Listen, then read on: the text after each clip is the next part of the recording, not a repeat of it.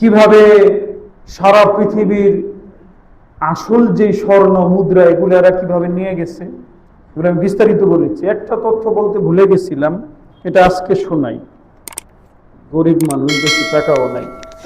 এই যে একটা টাকা আছে, এই টাকাটার ভিতরে 500 টাকা নোট দেখা যাচ্ছে, সবাই দেখেন। এটার উপরে লেখা আছে, চাহিবা মাত্র ইহার বাহককে 500 টাকা দিতে বাধ্য থাকবে। মানে এইটা আমি বহন করছি, আমি মালিক, এটা আমি চাইলেই এটাকে আমি বহন করছি, আমি চাইলে আমাকে 500 টাকা দিতে বাধ্য থাকবে এই গভর্নর, এই রাষ্ট্র।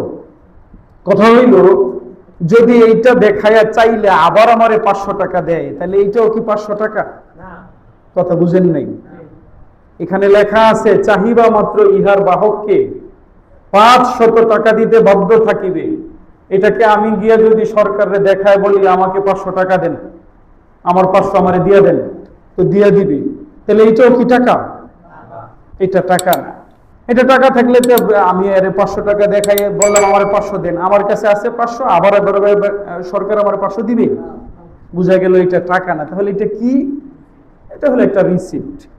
এটা একটা রিসিপ্ট, আপনারা রিসিপ্ট বলেন, রিসিপ্ট। এই রিসিপ্টটা দেখাইলে আমাকে 500 টাকা দিবে, এর মানে এটা টাকা না, এটা রিসিপ্ট। এই জন্যই যদি আজকের থেকে বলে যে এই যে এখানে জাতির আব্বার ছবি আছে, যদি বলে যে আজকের থেকে এই আব্বাওয়ালা টাকা শেষ, এটার দাম নেই আজকে থেকে, তো সত্যি সত্যি এটা শেষ। এবং নতুন 500 টাকা নোট বেরিয়েছে না, ওটার মধ্যে আছে আব্বাজানের ছবি আছে? নাই। বাকি আব্বাজানের ছবিওয়ালাটারে নাও করে নাই, এটা ওই জন্য চলতেছে। কিন্তু ধরেন কথার কথা বললো যে আজকের থেকে আব্বা আমার কাছে ইয়ে শেষ, টাকা শেষ, তাহলে বলেন এটার আর কোনো দাম আছে? এটা কাগজের একটা টুকরা, সুতরাং এটা টাকা না। এটা সরকার যতক্ষণ পর্যন্ত বলবে যে এই রিসিপ্টটার দাম আছে, চলবে, বা এটা আমাদের রাষ্ট্রে গ্রহণযোগ্য, ততক্ষণ চলবে। এটা আসল না। তাহলে আসল কোনটা? আমি এটা দেখায় চাইলে আমাকে যে দিবে সেটা কোনটা?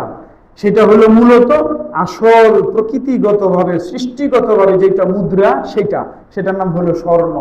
সেটার নাম কি? স্বর্ণ হলো সৃষ্টিগতভাবে মুদ্রা, সৃষ্টিগতভাবে এটা মূল্যবান বস্তু। ওইটারে যদি মনে করেন এই জমানার ওই জমানার যত রাষ্ট্রপ্রধানরা আছে গলা পানিতে নামছে। কোন পানিতে? গলা পানিতে নাইমা বলতেছে, আল্লাহর হস্তে আপনারা স্বর্ণের মূল্যমান আজকে থেকে আমি বাতিল করে দিলাম, স্বর্ণরে দাম দিয়েন না। দেখেন মাইনা নেন কথাটা জনগণ, নাহলে আমি কিন্তু ডুববে মরে যাবো। তো জনগণ থেকে আপনি ডুববে মরলে মরেন গে, আপনি কইলে এটার মূল্য বাতিল হবে না, ঠিক না কথাটা? কিন্তু এটা কি ডুববে মরা লাগতো না, খালি কইলেই বাতিল হয়ে যাইত? তাহলে বোঝা গেল এটা আসল টাকা না। এবার প্রশ্ন, তাহলে আসল টাকাগুলো কোথায় আছে? বাংলাদেশের কাছে আছে না, বাংলাদেশের কাছেও না।